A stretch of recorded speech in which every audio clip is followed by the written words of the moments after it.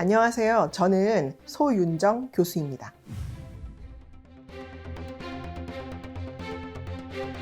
지금은 이제 여의도의 공원이 됐지만 그 당시에는 여의도 광장이었었거든요.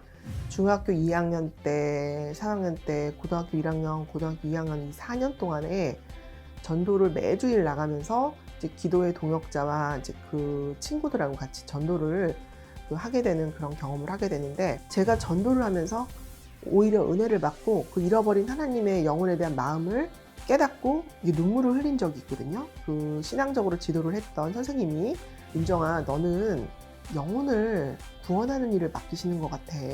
그때만 해도 선하예술학교에 피아노를 치고 있었고, 그리고 나름대로는 잘 나간다고 생각을 했던 그런 그 청소년이었습니다. 다음에 무슨 사건이 생겼냐면, 체육 시간에 손가락이 부러지는, 그러니까 탈골되는 그런 사건이 있었어요. 굉장히 시리에 빠지고 이제 또 너무너무 힘들었고 계속 하나님 앞에 이제 더 기도를 많이 하게 됐죠. 이제 얼마 안 지나서 여름에 영종도에 전도 여행을 갔는데 폭풍이 몰아치면서 배가 뜨지 않고, 저는 여태까지 태어나서 나무가 그렇게 쓰러지는 걸 처음 봤어요. 100일 기도회를 했는데 기도회 마지막 날 바로 저희가 방문을 하게 됐고, 교회에 반주자가 못 들어온 거예요.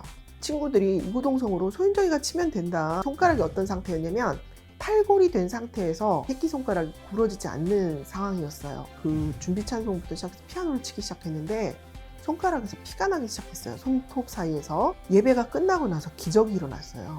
손가락이 구부러지는 거죠. 근데 그날 수많은 사람이, 그 자리에 참석한 사람들이 병고침을 받았어요.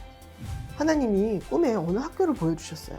한세대학교 원서를 접수하러 올라가는데 제가 꿈에 본 그 길이고 똑같은 길이 펼쳐지는 거예요. 단기 선교팀을 학생들을 데리고 산악 선교를 갔어요. 해리 모린이라는 교수님을 만나게 됐어요. 그분을 통해서 저는 처음 이슬람을 접하게 됐습니다. 그런데 기도를 하면 제 친구는 하나님이 선교사로 부르셨다고 그러고 저한테는 수많은 책들을 보여주시는 거예요. 자꾸만. 그래서 제가 저는 원래 공부가 체질이 아닌데요. 전 돌아다니는 게 제 체질인데요. 하나님 앞에 엎드려서 기도하면 눈물이 나오면서 한국 교회를 향해서 이슬람이 한국에 들어오게 되는데 준비해야 된다는 마음을 너무너무 강하게 주시는 거예요. 눈물의 기도를 하는 것들을 주위 사람들이 이해하지 못하고 외로운 시간을 저는 보냈습니다. 그래서 사실 지금 한국 사회에서 우리가 한국 인구를 한 5,100만 정도로 추산을 하는데, 무슬림을 우리가 볼 때 20만, 25만 이렇게 추산을 합니다. 분포도로 봤을 때는 1%가 채 안 되는 소수죠.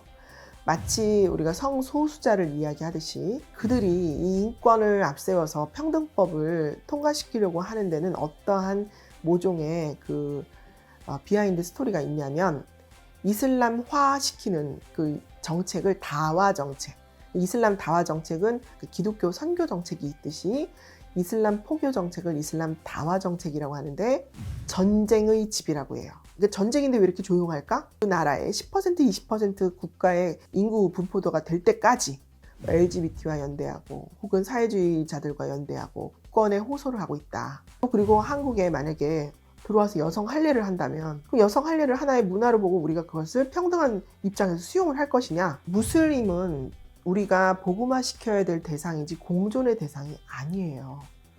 하나님이 쓰시는 사람들은 때를 얻든지 못 얻든지 복음을 전했습니다.